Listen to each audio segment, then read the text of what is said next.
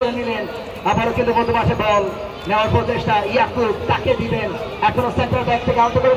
ইব্রাহিমের উদ্দেশ্যে ইব্রাহিম সেখান থেকে নাম্বার 3 এই মুহূর্তে আউট করে বানানোর প্রচেষ্টা আলমদিনা সুপার মার্কেট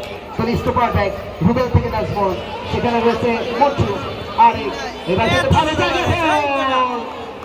তবে কি রয়েছে এই আয়োজনটা ঘিরে কে হবে চ্যাম্পিয়ন এবারে আসলে কোন দলের কাছে যাবে নকআউট ফাইনালের ট্রফিটা এবং এই আসরটাকে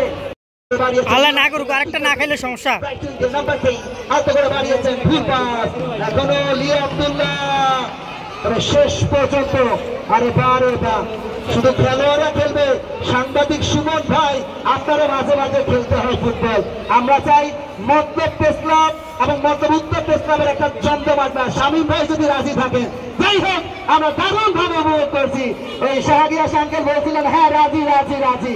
আমরা চাই নিহস্তির মাঠেই হোক এবং এই আয়োজন থাকবে উপজেলা ক্রীড়া সংস্থা কামটা করছিল কি অন্যান্য নেতৃবৃন্দরা দারুণ ভাবে যারা আমাদের কাভারেজ দেন বিভিন্ন খেলাধুলা থেকে সামাজিক কাজ সবাইকে ধন্যবাদ জানাতে চাই এবং আজকে যে খুদে মেসি সোহান সে সোহানকে কিন্তু এই মতলব উত্তর দক্ষিণের সাংবাদিকরাই কিন্তু উঠিয়েছেন এবং আমিনুলকে এসেছিলেন মতলবে তার বাসায় গিয়ে পরিদর্শনটা করেছিল আজকের প্রধান অতিথি তিনি এই আমিনুল সহ বিভিন্ন বড় বড় আমরা শামীম ভাইকে অসংখ্য ধন্যবাদ এবং কৃতজ্ঞতা জ্ঞাপন করতে চাই আরো একটি কারণে যিনি কথা দিয়ে যে কে পেয়ে যাচ্ছে আজকের এই চ্যাম্পিয়ন ট্রফি আর কারা হতে যাচ্ছে রানার আপ এবং ইতিমধ্যে আমরা দেখতে পেয়েছি 3-0 গোলের ব্যবধানে এগিয়ে আজকে TNT যুব সংঘ ওই আলমদিনা সুপার মার্কেট একাদশের বিপক্ষে 3-3 ফাইনালকে ঘিরে আর ফুটবলে আলমদিনা 0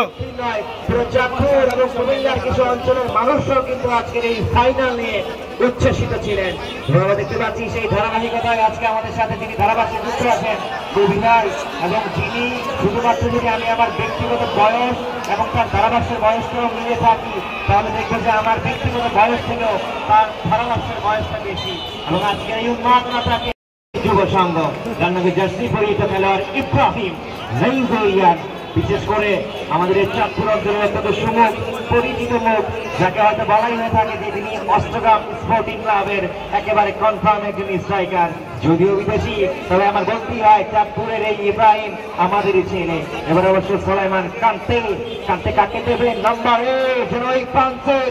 বিশ্বকাপ জয়ী ডিফেন্সিভ মিডফিল্ডার কান্তের মতো নামটা রেখেছেন সোলাইমান কান্তে এবং সেই কান্তে কিন্তু জার্সিটা পড়তে নাম্বার এটা ভাষা ট্যাকেল কয় এটা সমস্যা নাই তবে সেখানে হয়তো একজন দর্শক খানিকটা হয়তো খেলায় ফিরেছে মাঠে